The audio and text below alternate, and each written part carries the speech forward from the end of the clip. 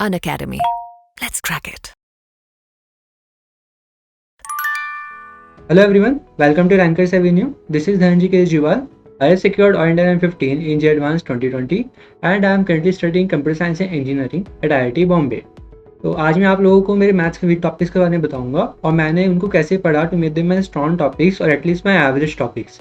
तो हम शुरू करने उससे पहले अभी तक अगर किसी ने सब्सक्राइब नहीं किया तो सब्सक्राइब कर दो और अगर ये सेशन पसंद आए तो अपने दोस्तों के साथ शेयर करें, लाइक करें। सो शुरू करते हैं सेशन अपना। तो मेरा जो मतलब आज के सेशन में मेन जो दो कीवर्ड रहेंगे, लाइक सबसे पहला जिसको मैं इंपॉर्टेंस जो नोट्स होंगे और सेकंड नंबर प्रैक्टिस।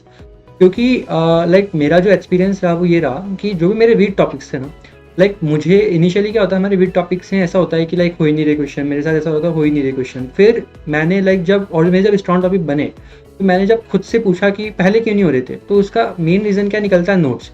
मुझे लग रहा था मुझे मेरे नोट्स अच्छे से आते हैं तो मुझे मेरे नोट्स अच्छे से नहीं आ रहे थे। इसी वजह से उन टॉपिक्स के क्वेश्चन जब आ रहे थे एग्जाम में या फिर शीट में मैं कर रहा था तो मेरे से वो नहीं हो रहे थे। और फिर उसके बाद में उनको एनहांस करने के लिए जो मैंने प्रैक्टिस वगैरह काफ़ी करी, तो मैं आपको उसके बारे में स्पेसिफिकली बताता हूँ।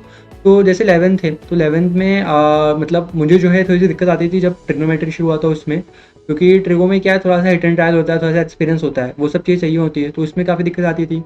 और लाइक 11th में ज़्यादातर बार ऐसा हुआ कि जो भी टॉपिक शुरू हुआ उसकी जब वो चैप्टर कंप्लीट हो गया उसके एक हफ्ते बाद जो है मुझे थोड़ी फील भी आनी शुरू हुई उसमें।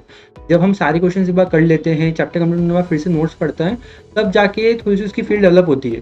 तो ज़्यादा चैप्टर साथ मेरे ये हुआ। और जब मैथ जो 11th की एंडिंग में कोनिक आता है उसमें तो मुझे 3 महीने तक आई नहीं फील। मुझे मतलब लाइक क्वेश्चन आता था मैं समझ ही नहीं पाता था क्या हो रहा है कैसे हो रहा है। तो आई गेस नवंबर 2018 में हुआ होगा हमारा कोनिक्स सेक्शन कंप्लीट। तो उसके बाद और मुझे याद है अच्छे से कि मुझे जो कॉन्फिडेंस आया था फरवरी या मार्च 2019 के आसपास आया था कोनिक में, क्योंकि पहले उससे पहले समझ ही नहीं आ रहा कि क्या हो रहा है कैसे हो रहा है, काफ़ी दिक्कत आती थी कोनिक में।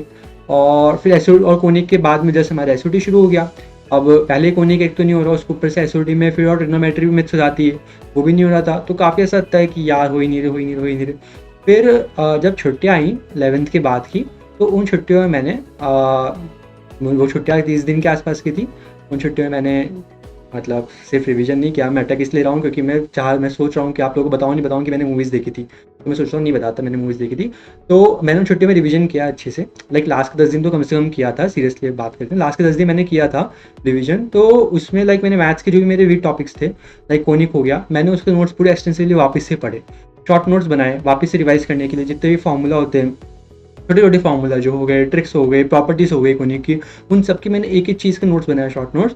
उनको बार बार रिवाइज किया अब तक कि वो एकदम टिप्स में ना आ जाए। एसओटी में भी सेम चीज़, सारे फार्मूले रिवाइज करने अच्छे से, और ट्रिगो में भी सब कुछ मतलब बहुत अच्छे से शॉर्ट नोट्स बनाए सबको अच्छे से रिवाइज किया बार बार। और जब हमारा जो पेपर हुआ और मतलब रिवाइज के अलावा, मैं पेपर से पहले एक और चीज़ बताता हूँ, रिवाइज के अलावा जो है जो भी कोनिक की शीट थी, मेरी शीट भी बची थी कोनिक की, मैंने वो करी फिर से, क्योंकि वो जो फॉर्मूले सभी जस्ट याद करे हैं उनको अप्लाई करने के लिए। तो मतलब फिर जब एग्ज़ाम हुआ, नेक्स्ट एग्ज़ाम छुट्टियों के जस्ट बाद में, तो उस एग्ज़ाम में काफ़ी बेहतरीन परफॉर्मेंस था। लाइक मेरा जो प्रीवियस से परफॉर्मेंस था वही काफ़ी अच्छा था, मेरे पिछले टेस्ट से मेरे खुद का ही। परसेंटेज कम थी, मैं रैंक और ओवरऑल परसेंटेज डिफरेंस की बात कर रहा हूँ, रैंक्स के बीच में वो काफ़ी बेहतरीन था। मतलब होता क्या है कि लाइक एक पेपर होता था हमारे जस्ट छुट्टियों के बाद में जिसमें पूरी 11th आती थी, तो वो पेपर काफ़ी अच्छा गया था मेरा। तो उससे भी कॉन्फिडेंस बूस्ट हुआ। और फिर मुझे समझ में आया कि प्रॉब्लम जो थी वो उसमें नहीं थी कि मुझे अच्छे चैप्टर आता नहीं है या फिर सर ने अच्छे से नहीं पढ़ाया, प्रॉब्लम उसी में थी कि मैंने जो है रिवाइज नहीं किए, नोट्स अच्छे से याद नहीं किए। मतलब क्लास में ध्यान दिया था, क्लास में चीज़ें समझ में आ गई, पर खुद की तरफ से ही था कि नोट्स पता ही नहीं था कि मुझे अच्छे से याद नहीं है। मैं कोनिक के बारे में स्पेसिफिक बता रहा हूँ क्योंकि वही टॉपिक मुझे पसंद है जो, क्योंकि वो मेरा लाइक सबसे वर्स्ट टॉपिक हुआ करता था 11th के एंड में, और वही मेरा सबसे अच्छा बन गया था 12th की स्टार्टिंग में। तो मुझे कोनिक में काफ़ी मज़ा आया। फिर मैंने जब उसको अच्छे से पूरा याद करके रिवाइज वगैरह किया। ट्रिगो का जैसे मैंने लास्ट वीडियो में बताया था, मुझे थोड़ा सा लास्ट तक एडवांस में आते समय भी थोड़ा सा उसमें था कि पता नहीं होगा। तो ट्रिगो में मैंने लाइक क्वेश्चंस काफ़ी किए थे, उसमें भी सेम चीज़ हो गई, प्रॉपर्टीज़ वगैरह याद करना, वो सब किया, पर लेकिन इतना अच्छा नहीं हो पाया था। फिर भी थोड़ा सा मुझे डाउट लगा था, ऐसा नहीं है कि बिल्कुल ही एकदम गोलमाल हो रखा था, पर थोड़ा सा डाउट लगा था। तो उसमें भी लेकिन इम्प्रूव हो गया था काफ़ी। कैसे, वही चीज़ जो होगी हमारे नोट्स हो गए और फिर उसके बाद में प्रैक्टिस हो गई। और 12th के टॉपिक से मैं ज़्यादा बात नहीं कर रहा क्योंकि 12th के टॉपिक में मुझे कभी दिक्कत आई नहीं ज़्यादा। क्यों नहीं आई? क्योंकि फिर सीख जाते हैं ना कि अब मुझे पता था 11 मेरी 12 जब 11th एंड 12 शुरू हुई तो मुझे पता है कि मैं गलती कर रहा था नोट्स पढ़ने में, फिर 12th में लाइक शायद ही ऐसा कोई दिन गया हो जिस दिन मैंने नोट्स बिना नोट्स पढ़े होमवर्क शुरू कर दिया हो। तो काफ़ी अच्छे से नोट्स वगैरह पढ़ने हो जाते थे, शीट एकदम एक्सटेंसिवली सॉल्व करते थे, कोई भी क्वेश्चन उसके 2-3 मेथड देख लिए, तो हर चीज़ अच्छे से हुई 12th में ज़्यादा दिक्कत आई ही नहीं, कोई भी टॉपिक बचा ही नहीं था ऐसा। वीक टॉपिक्स को जो है टफ टॉपिक से कंपेयर मत करना, क्योंकि टफ टॉपिक अलग है। लाइक 12th में जो लीबनिज़ थ्योरम हो गया और डिफरेंशियल इक्वेशन वगैरह हो गया, ये थोड़े से टॉपिक ऐसे पढ़ते हैं इसमें प्रैक्टिस काफ़ी अच्छी होती थी, पर ऐसा नहीं था कि ये वीक थे। मुझे पता है क्या करना है, बस वैसे प्रैक्टिस चाहिए होती थी। मैं वो बता रहा हूँ जो कि लाइक दिन की हवा नहीं लगती थी कि पता नहीं क्या हो रहा है, अजीब सा कुछ होते जा रहा है। तो लाइक 12 जब तक एंड हुई तो उसके बाद में टॉपिक सारे हो गए थे कवर। वीक टॉपिक्स ऐसा कुछ बताया नहीं था कि ये तो बिल्कुल ही नहीं आता, ऐसा कोई टॉपिक नहीं था। अभी भी बस जो मैंने अभी से लीबनिज़ थ्योरम का नाम लिया, लीबनिज़ थ्योरम के बोल रहा हूँ क्योंकि वो काफ़ी स्पेसिफिक है 12th में, जो कि काफ़ी टफ पड़ता है बच्चों को। तो वो 12th के एंड तक आते आते लग मतलब टॉपिक सारे हो गए थे। अब बचा था कि जो मेजर टॉपिक्स हैं, जो टफ टॉपिक्स हैं, उन पे और अच्छी से प्रैक्टिस, ताकि जो भी एग्जाम में वो आए तो हमें पता चले कि यार क्या करना है क्या नहीं करना। तो रिवीजन जब किया तो रिवीजन में सारे टॉपिक्स रिवाइज तो ही रहे थे, पर ज़्यादा फोकस उन चीज़ पे था जो कि जिनकी वेटेज ज़्यादा होती है और जो कि नॉर्मल लोगों से मतलब नॉर्मल नहीं हो पाते, मतलब मैक्सिमम परसेंट लोगों से नहीं हो पाते। क्यों? क्योंकि यही जो टॉपिक से क्वेश्चन होते हैं ये रैंक बूस्टर होते हैं। लाइक आप वो कुछ क्वेश्चन ऐसे होते हैं जो कि सब करके आएंगे, पर अगर आप वो क्वेश्चन एग्जाम में करके आओ जो सब ज़्यादातर बच्चे नहीं करते, तो वो आपकी रैंक को बूस्ट करता है।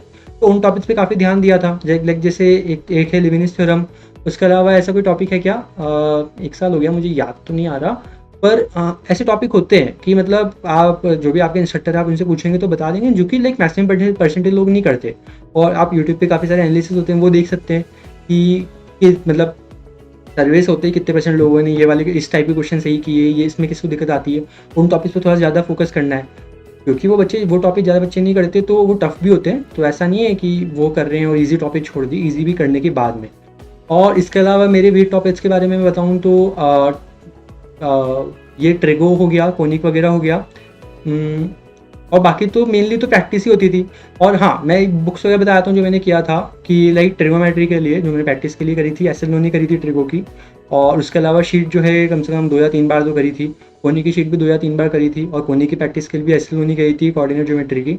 और उसके अलावा हाँ, मैं पीएनसी के बारे में कैसे भूलूंगा। पीएनसी जो है लाइक पीएनसी की मुझे फील मतलब पीएनसी होने के 1 हफ्ते बाद आई थी, और पीएनसी लाइक मुझे काफ़ी पसंद आया टॉपिक जो था वो, जो है जब नया नया आता है, क्योंकि पीएनसी जो एकदम नई सी चीज़ होती है, इससे पहले ऐसा कुछ देखा नहीं होता। जैसे अलजेब्रा है या फिर कोऑर्डिनेट है और एसओटी वगैरह, इनका तो थोड़ा थोड़ा लुक होता है 9th-10th में, पीएनसी का ज़्यादा होता ही नहीं है कुछ। पीएनसी एकदम नई सी चीज़ आती है, कॉम्बिनेटोरिक फंक्शन वगैरह। तो मतलब इनिशियली जो है जब वो चैप्टर चल रहा था तब उसमें ज़्यादा फ्लो नहीं बैठ रहा था, पर उसमें भी जो है वही चीज़ है कि शीट काफ़ी बड़ी थी, काफ़ी सारे क्वेश्चन प्रैक्टिस करे, हर क्वेश्चन को लाइक क्यों ये मेथड लगाया, क्यों ऐड किया, क्यों मल्टीप्लाई क्यों नहीं इन किया, इन दोनों जो भी मतलब जो भी नंबर्स हैं कि लाइक इसके इतने केसेस, इसके इतने से दोनों को मल्टीप्लाई क्यों किया, सम क्यों नहीं किया, उन सब चीज़ों पे एकदम अच्छे से ध्यान देते हुए करा। तो पीएनसी का भी आएगा जब चैप्टर खत्म हुआ उसके हफ्ते बाद तक फील अच्छी से आ गई थी। और मैं वीक टॉपिक्स में बताऊँ तो आई गेस मेरे वीक टॉपिक्स में इतना ही था। मैथ्स में ज़्यादा दिक्कत आई नहीं, इनिशियली आई 11th के पार्ट में, पर वो 12th के शुरू में आते आते कवर हो गई। फिर 12th को एकदम चल गया, और फिर रिवीजन जो है उसमें जो 12th के और 11th के हाई वेटेज वाले टॉपिक्स थे वो कर लिए थे। आई गेस मैथ्स के टॉपिक्स में तो यही है। और अगर और किसी को कुछ डाउट आता है तो कमेंट सेक्शन आपके पास है, उसमें पूछे और हमारी टीम डेफिनेटली उसको आंसर करने का ट्राई करेगी। और अगर ये आपको पसंद आया, इन्फॉर्मेटिव लगा, तो इसको लाइक शेयर सब्सक्राइब करें। एंड मिलते हैं फिर अगली बार एंकर 7 पे नए टॉपिक के साथ।